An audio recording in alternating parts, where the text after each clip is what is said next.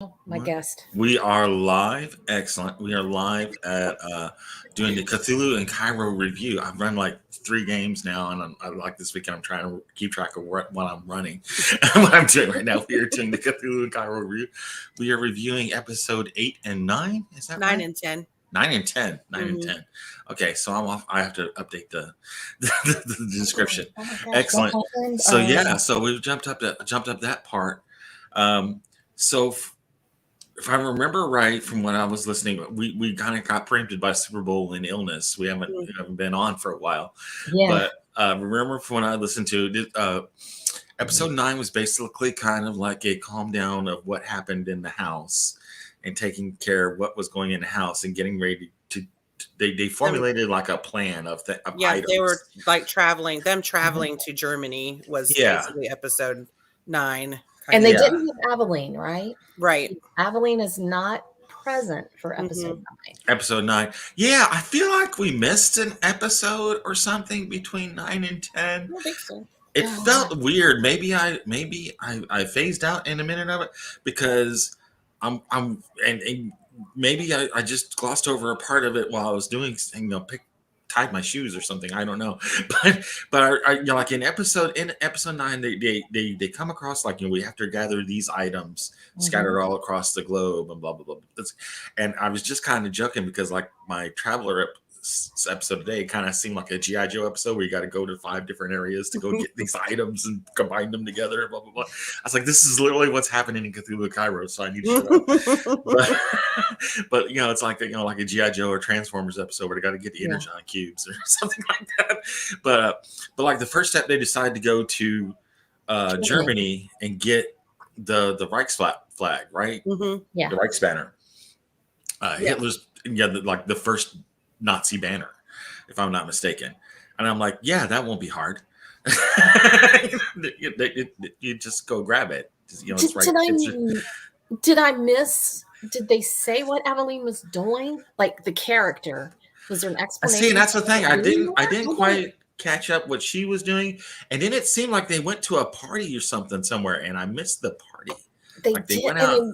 They wound up at some notorious nightclub. Yeah, and I'm like, I don't remember them being at the nightclub. Did we skip an episode? No, and that's the thing. I'm thinking this is all that episode. Yeah, like in episode 10, like the group that went to Germany are like coming back from like a nightclub, and they find Aveline in there. No, Aveline shows up in their hotel room. Yeah, after they come back from the nightclub. Yeah. Oh, okay. I thought you meant they found Aveline at the nightclub. Yeah. Okay. Yeah. Okay. You see what I'm saying? Yeah. Sid that almost got lucky, or was it Schoolie? I can't remember, but I thought it was always Schoolie. It's always Schoolie. I was trying. I could be wrong, and it seemed like I missed something. A little bit of. They did some reconnaissance of the German area of the area where the flag's in, but I'm specifically like that party. Like there was obviously like they went to some party, some stuff happened, and they got the heck out of there because I don't know, maybe been uncomfortable for Schoolie or something. I don't know. Something happened, and they were coming back to the hotel from the party, and they find Aveline in the hotel awkwardly, very odd, like she's rifling through their stuff. Because the guys are in their room getting ready for bed, and then the guys realize their door is wide open. Yeah. And the radio's blaring. Yeah. And I have to admit, I thought it was a little sketchy in the circumstances too. I mean, when I'm snooping through somebody's luggage, I want to have the radio on too, so I can empathize. Yeah, when she was singing the door wide open. Yeah. I loved Sid when he was like, "Do you need 5 minutes to go through our stuff too?" I laughed so hard. He felt left out, right? It's like, wait a minute, you haven't gone through my unmentionables. I love how they've been getting more and more cohesive up to this point. It was great watching them come together, and then in one fell swoop, it went whoosh. Exactly. So yeah. I mean, a lot of stuff happened in these 2 episodes, and again, I felt like we missed a chunk of it somewhere, like the nightclub. I really felt like I knew exactly what happened because I've listened to them so many times that I was like, I feel like I could tell you like word for word what happened in these episodes. And now that you mentioned that, I'm like, what the fuck? Yeah. When was I know, because I tried to listen back to it and I got distracted by something else going on in life, and I'm like, I meant to go back to it. Like even today, I meant to go back to that, and I didn't do that because it felt like, okay, yeah, we're going to Germany, and we checked in a hotel, and somebody was complimenting, one of the players on their mustache and stuff like that, and it was like, And I enjoyed listening to the episodes once Yeah. again, but yeah, yeah. But like felt like something got played, and maybe they edited it out. Maybe it got too racy in the club. I don't know. We're gonna have to ask Raz what happened. This is the time period for Wicked Berlin, which Exactly. I decided I need to get my hands on now for. Oh yeah, yeah. Cthulhu, I definitely need to get that book. It's super good. Because I don't think I fully realized just how racy Germany was in the interwar area. Wow. Yeah, well, he said it had the largest LGBTQ community. Yeah, I mean, honestly, it's pretty mainstream now. But like, watch Cabaret. I mean, that was it. Well, yeah, I didn't realize that this was also the setting time period for Cabaret, and then the BBC, because I get a weekly recap of their 5 best stories or something from the BBC, and they had one on the movie Cabaret, and I went and I read it, and I was like, oh, yeah. Yeah, it was pretty bohemian back in the day. And I'm getting a message from Bruno right now. So yeah, they lost footage. They lost about 20 minutes. So I guess that's the club when they were in the club, so to speak. That's cool. I can't believe I didn't pick up on that. Yeah, because I'm listening and I'm watching and then they're all of a sudden they're back in the hotel talking about what just happened. I'm like, what just happened? We'd like to know too. Exactly. Well, Bruno, Raz, I'm sorry you lost that because that sucks when it happens. Yeah. That's the problem with live broadcasting. Is like So he does like some very intense mixing and stuff like that. He has a pretty high tech setup, and the problem is like I've kind of like inadvertently messed up one of their Conan episodes because my download wasn't working, like it wasn't jiving with her, so they lost like an entire episode because my computer decided not to compile the recording that I put in. It is so easy to do. Yeah, again, another reason why I decided to get another computer. But yeah, so yeah, they got a lot going on. Like they're in Berlin. All this stuff is happening. They go to the official building. I'm forgetting the name of the building, but where they go and that's kept, and they're like, oh yeah, they have it on display, and and it's like, yeah, it's there, but it's like there's cards everywhere. There's cards. And it's just Faye and Scully in there, right? If I'm not mistaken, That's not Faye. Yeah, because Faye gets interrupted by the other guy. Faye's in being arrested or something. No. Faye being detained. is being detained. She goes to the Theosophical Society. Yeah. So it's Aveline and Scully that are in.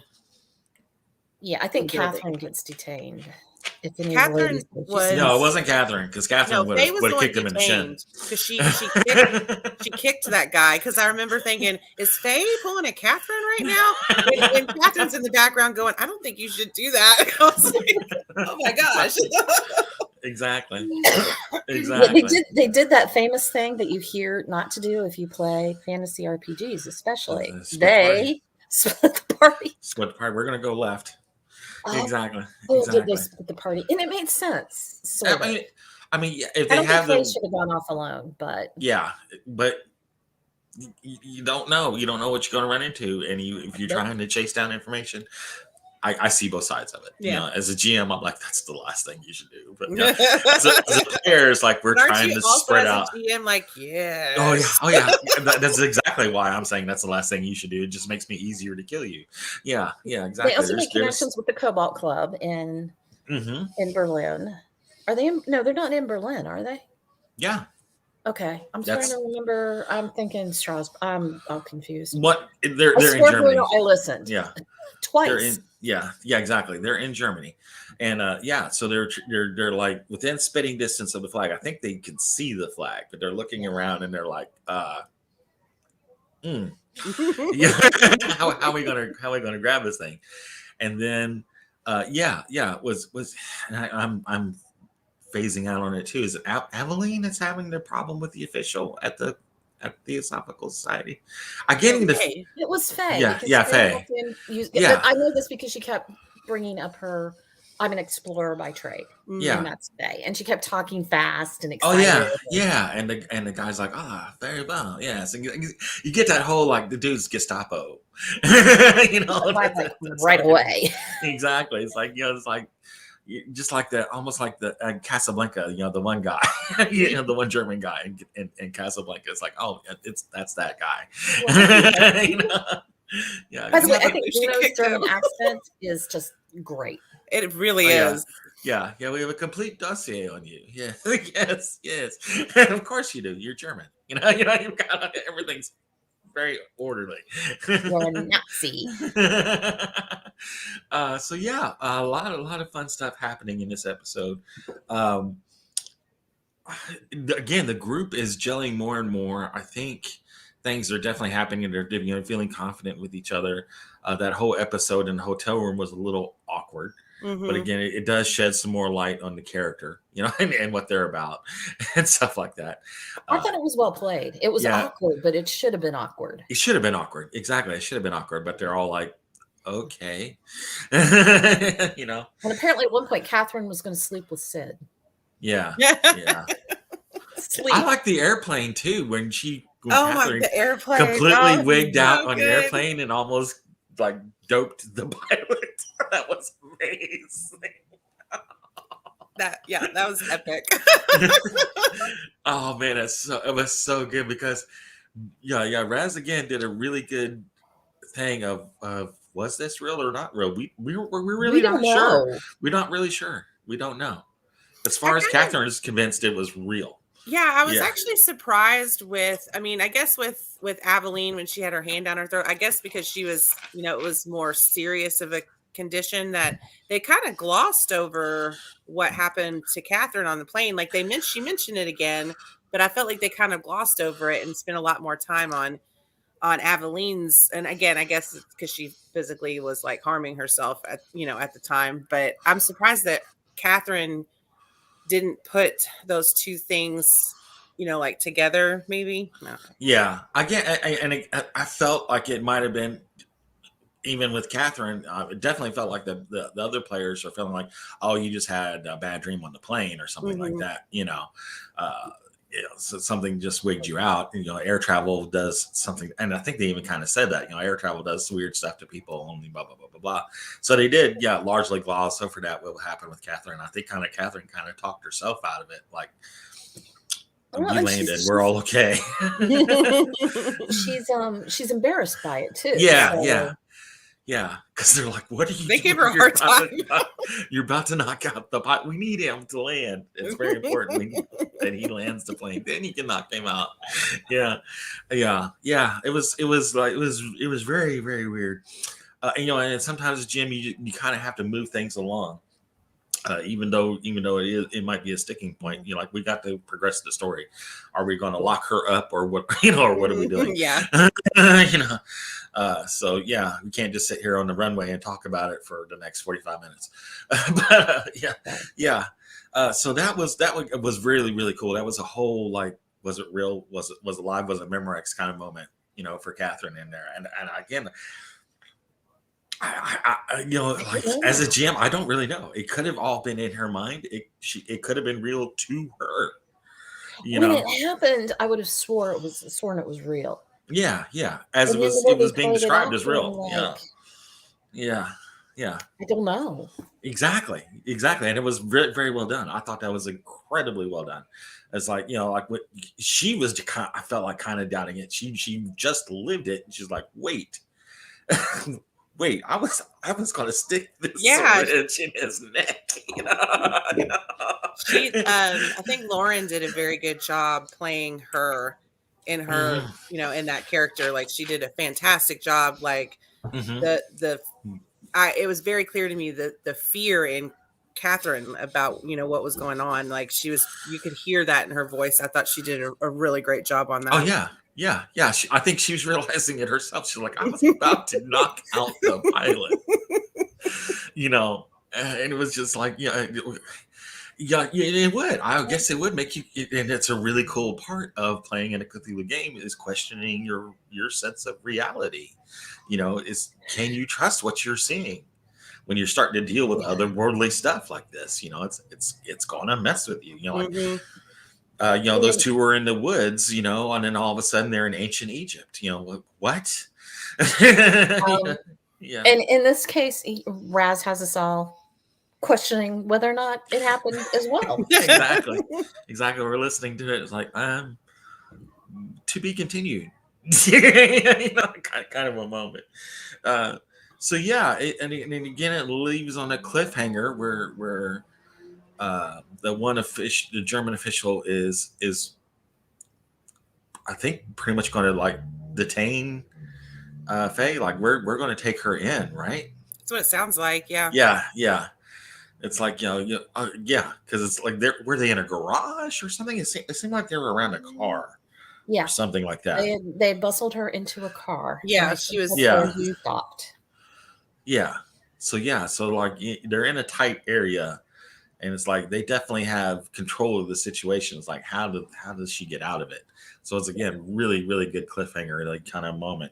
But yeah, I just wanted to discuss your all's takes on it, what you all felt about it. Amanda, what was your thoughts on this? Again, like it's just a really good 2 episodes, like very enthralling, very interesting. I was actually, and this is the first time I've done this, I was halfway through episode 11 before I realized that 10 had ended. Exactly. I was like, wait a second. I could have swore I heard them say that, because at the end they do the can't get enough of Call of Cthulhu in Cairo. So I was like, man, I could have swore I heard her say that. And then I was like, oh shit. Still going. So it's riveted. It pulled me in. And I had actually, there was a part that what we talked about last time. You talked about, how it really touches on like sexism and racism and stuff like that. Last time we talked, and I remembered hearing, and I actually texted it to myself because I didn't want to forget it, when they were talking about Catherine being passed around as the wife. And he said something about memoirs of a trench nurse. And I was like, she was like, oh yeah, it was just like being in the war. And I had to physically like stop listening at that point and be like, is that what it was like for women in wartime? Like in that period? Like I needed a second after that. It really stopped me. And it made me think about what you had mentioned the last time we talked about that kind of environment. So it was just thought-provoking. Probably wasn't even what they intended, when we said it, but it did, because we had that previous discussion, stuck with me, and I had to stop listening to the podcast and really like process that. And, and it was for me, very emotional. So it connected me, emotionally with that particular part of the episode. So, absolutely. Yeah. Just great. It was good. Really good. Absolutely. I agree 100%. And, and as we're dealing with this game, that's sort of its time in the 30s. Yeah. A lot of that's coming up, of course, everybody has the gut reaction when we're talking about the Nazis and stuff like that. All Nazis die and stuff like that. I hope you have a gut reaction. Exactly. I hope you should. But then, when they referred to her, she's a trench nurse and stuff like that. Yeah. Suffrage was not that long ago. Most of these women in this can remember the suffrage movement, that are playing in this time, and I just, and it is, you'll watch these podcasts or you'll watch shows and that's of a certain time and you're like, oh my God, that's how it was. One of my favorite ones I keep going back to, I think I mentioned it before, there was an episode of Mad Men, and John Hamm and his wife was going to the doctor because they thought that his wife's, the character of the wife had cancer, and they were diagnosing it and stuff like that. And it's like, so like John Hamm's character and the doctor are talking about it while what they're going to do while the woman is dressing, while the wife is dressing. Like she has no part of this conversation at all. And I'm like, that really happened. Like, they're going to go ahead and prescribe a whole course of treatment for her, and she has no say. She's just lucky to be alive. It wasn't that long ago. It wasn't that long ago that you had to have your husband had to sign off on having your tubes tied. Oh man! See, some places still want that. God, that's just insane. That is insane. It's just, it really, like, I heard, and I don't know why, I really think it was to do with that conversation that we had already had, and it made that, stick out in my mind. And I just stopped and was like, shit. Oh yeah. Well, it was just the late 60s, early 70s, maybe, when a woman could open a bank account on her own. Yeah.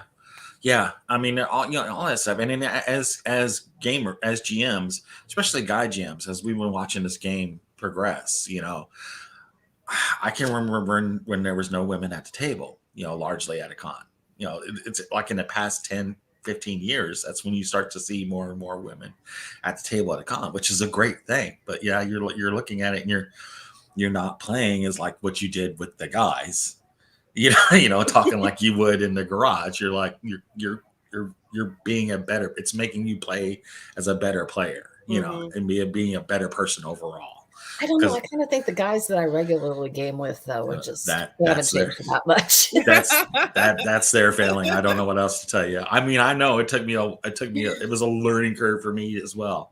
But yeah, I know I was the only female at my D&D table for the majority of my life. Yeah, exactly. Right. Yeah. And I know some women who have true horror stories. Yeah. And they are definitely out there. The whole, the reason why there's grognards and gatekeeper talk is because it's a real thing. The game I was just running yesterday, I was actually fairly anxious about running it, the Twilight 2K game. We're getting off topic of the episode, but yeah, it's an older game. It's a revamp of a much older game that did tend to be kind of grognardery and gatekeeper because it's kind of paramilitary. A lot of ex-military guys like to play it because it has like the same tactics and kind of stuff like that. So it's seen as kind of like, the old guys play this game, and I have women playing in this game now. And I'm like, dudes, don't fuck this up for us, and start being old dudes, again, because we got women playing. Don't fuck it up. There are a couple players I'm like, don't say it. You already see it formulating in their head. I know, you can see it in their eyes, and I'm like, don't make me get up from this table, because I will. 10, 15 years ago I might have been right in there with you, but I have learned. I can change if I must. I can learn. I can be taught. To bring it kind of back around, I didn't get it at Origins. I think once, when my first year, I'd be getting ready for a session. I was fully prepared to be the only female GM in the room at Origins because I had no clue. And I really wasn't. I had a lot of company. It was very exciting. But a couple of times, guys would sit down and they go, "Oh, are you playing in this game?" And I go, "Oh, I'm the GM." And they're like, "Oh, cool." But they'd pause. And then at Gen Con, and there's still chaos. This is a Feather and Coliseum's cap. They have a lot of female GMs, considering. And so I had company at Gen Con, but this guy came up and he goes, "Oh, you're the game master." And I went, "Yeah." And he goes, "Good. We need more of that in this area." I'm going, "Have you looked around the room?" Not really sure how to take it. Does that sound like a backhand compliment, kind of, sort of? I mean, to me, it was meant as a compliment, but he was younger than me by, I bet, a bit. Yeah. He was there with one of the companies, and I'm not going to say which one, but yeah. I take it that he is accepting of it, and not like, what are you doing at the table, blah, blah, blah, blah, blah. I think he meant to be encouraging. It just didn't land the way he wanted it to. He looked, guy. Yeah. Didn't quite land like you wanted it to. That's a good one. That's a good way to say it. Yeah. But yeah, to circle this back into the actual, podcast that we're talking about. Sorry, I didn't love. No, it's perfect. I do love that they have like the mix of the group. You have a good mix of guys and girls in the group, playing people of that time. And I mean, honestly, the two guys there are fairly progressive and like not being, I guess, when you douches and not opening the doors for the ladies all the time and blah blah blah blah blah. That would get a little heavy handed after a while, I think. But but yeah, just like playing along and just like that, just taking it and being a progressive player. I like how they do that and present that in the game. And there's no talk about it. It's just done. It's done by example. So that's very well done. I love how that's done. Melinda, comments about the game? I just, once again, I thought it was a really good. I thought it was a well role played episode, and I got a little confused there. Now I know why, because they lost some footage. Yeah. I'm glad it wasn't just me, because I was like, did I take a nap or something in the middle of this? I was like, did I lose time? I thought that Raz Bruno handled jumping back and forth between the different groups of the party very well with the timing. I thought that was because at some point my GM brain kicks in and I'm like, okay, what can I learn? You start taking notes, even though you don't tend to. You're taking notes. Yeah. And I remember going, well done. That was a great point to jump to another group. He does a great part of, like, he will get one group to a tense moment and then jump to the next group. It's kind of like, I think George Lucas does it well, like in Star Wars and stuff. Like a lot of good action directors will do that. Like if you got different party scenes, they will jump to a tense moment and then boom, here's what the other group is going to. And then we're going to get back to these guys. It's really good, really well done. And I thought that our voice actors also did a very marvelous job of staying in character and yet still getting some really good comments in, like, well, do you want 5 minutes to search our luggage as well, love? I still can't believe how many weapons they brought to Germany with them. I know. I know. I'm not really sure. I have to double check how easy that was really done. I don't know. I don't have anything really erudite to say. Aveline staying behind, though, right? And coming later, was she brought over? She brought in like a case of all of the weapons. Smuggled it in. Yeah. I think she smuggled it in on a boat. Yeah, like some Irish dock workers came in. Well, she took a private plane. Oh yeah, it's a private plane. I thought they came in across the channel on the boat, but it would have been awesome seeing her coming in on like a rubber boat, like some guys and some blacked out faces for a really long time. Yeah. So, but that's about. It was well done. I will be listening to this episode again, actually, before I think I run at Gen Con, because Achtung Cthulhu, I need that German accent a little bit. That was very good. Does a good one. Very good. I'm blanking out on the character's name in Casablanca, but you know the one I'm talking about, the tall, lean German guy. It's like, we have a complete dossier on you. Exactly. Oh, wow. I love when you get that German accent going. You just definitely know, like, this is it. Absolutely. And once again, Schoolie teaches me stuff. He schools me. I now know if I'm somewhere I shouldn't be, but I want to look busy and like I belong there. Just grab a folder and open it up. That was so well done. That was yeah. I mean, like, these guys are like masters of spycraft, right? I mean, even if the character's not, you damn well know like the players are. Like you can just like drop them in the middle of the Pentagon and they'll be like, we're fine. I figure Schoolie's in academia, so he's probably pulled the here. Let me look busy while I listen bit before. Exactly. Yeah, exactly. Just knows how to, because you wouldn't approach somebody who looks like they're reading because they're busy. Like it makes sense to me. It's like, that guy just knows what he's doing, and you go on. It's absolutely brilliant. Spycraft, tradecraft, I guess you want to call it. But yeah, so good. Very well done. Yeah. And you walk beside me and take notes like my secretary, and I'll just talk and we'll just keep going. Yeah, exactly. I love that. It was so well done. Very, very well done. So again, leads up to a very tense moment. I can't wait to listen in on the next episode and see what's going on. Anything else you guys want to discuss about? We got a little bit left to go. I think we can talk a little. Can we talk about Amanda's new role? I think we should. I think we should, or at least ask her to say what she can say about the new role. I really can't say anything. I haven't. I don't have a whole lot of information yet. He sent me a message and asked me if I'd be interested in, and I literally thought he was kidding with me. So was like, I thought he was asking for like a guest, like maybe a guest spot or something, like guest appearance or something like that. And I was like really? Very, very cool. Excellent. Yeah. So yeah, he has asked you, like, we can't discuss what it is, but he's asked you to be part of a future podcast. Yeah, he has asked me to kind of keep it on the DL for now. Got it. Excellent. I'm in 1990 now. Nice. Well, Super Bowl halftime show. That's where we're at right now. Yeah, right. Everybody's still listening to the just I still have it ringing through my head. DRE. Oh, yeah. It was awesome. Still clicking through my head. I haven't seen it. My husband might be a little bit jealous. I think he might be a little bit jealous.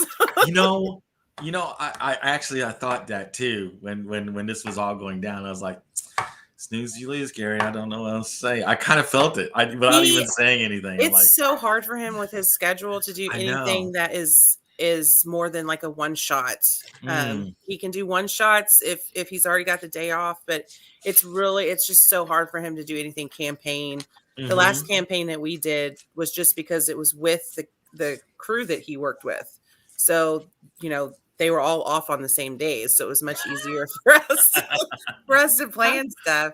Yeah. But he just can't do it hardly at all. Hopefully there'll be a time soon where he can. Absolutely. If we get to that date. Otherwise, we are at our time to talk about the Cthulhu and Cairo podcast. A lot of fun listening to this, a lot of fun stuff happening in it. The character interaction is just amazing. Raz, again, a masterclass GM. Super good job. Keep going and listening. We will keep talking about the episodes as we go along. But we want to thank you guys for watching. And we will sign off, and we will talk again next week. Hopefully we can all get back together, but we will talk next week. Take care, guys. 11